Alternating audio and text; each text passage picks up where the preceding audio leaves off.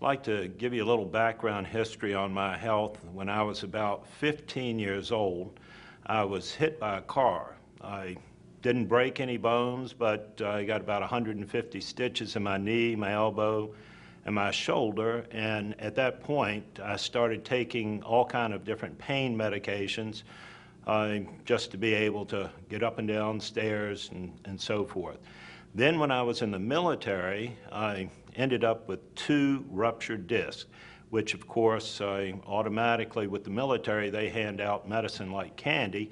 So I was on all kind of new pain medicine. Then in 2096, I had my first heart attack.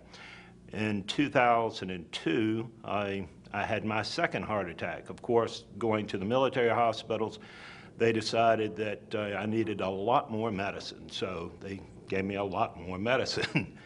In 2004, I had a stroke, which put me down for about 6 months.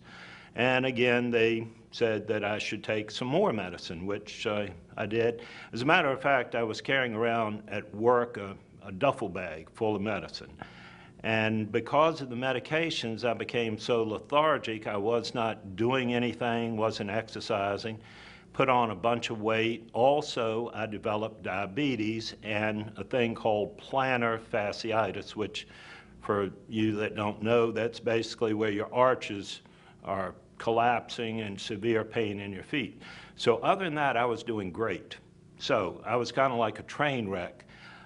My brother called me up and said, listen, I think I found something that might be of help, because what the doctors were going to do, because with the 8 medications I was on for my heart, my stroke, it was not working. My blood pressure was like 180 over 120.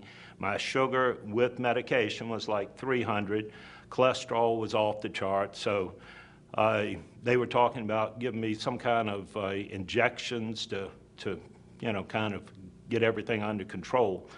So he called me up and said, I think I found something. So after investigating it and having another heart attack, no, I'm kidding, I didn't, but the price almost did make me have a heart attack. And I'm sure when you hear the price, you're going to think maybe that it's not worth it. But let me tell you, within the first week of drinking this water, my blood pressure dropped from 180 over 120 down to 90 over 50. Now, that is too low. So I called up my brother, and he said, well, I think you're over-medicating yourself. So what I did is I took all my little pills and my little pill cutter, and I cut it in half. Second week, my blood pressure and sugar and everything was down still, so I took all my half pills and cut them into little bitty quarter pills. By the third week, I thought it was pretty stupid to keep taking the pills.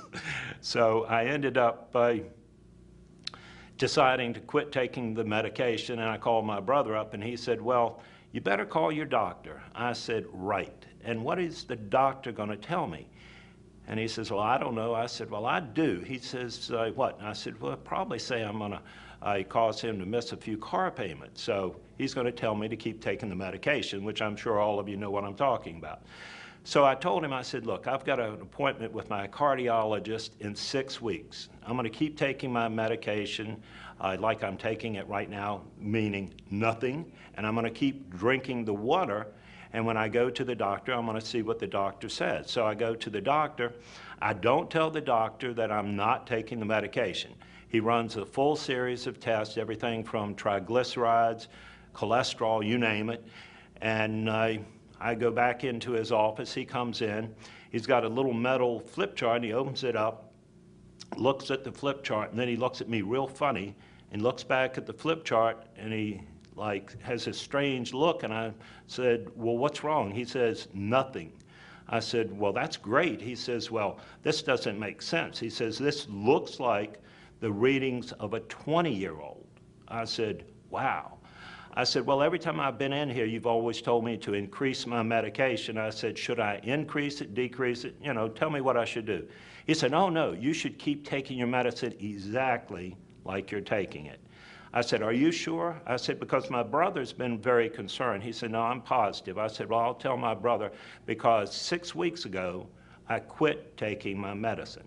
That little man jumped out of his chair and stood over top of me and screamed at me and said, "Who told you to do that?" And I said, "You just did." He said, "No, I did not." I said, "You did. You not only told me, but you told me to tell my brother." And he said, "Well, that's not what I meant." And I said, "Well, I don't know what you mean, but I'm not taking the medication." He said, "Well, if you're not going to follow my advice, then I'm not going to treat you." And he stomped out of the room. That was the last that I've seen of him. And I'm still not looking for him, so thank you.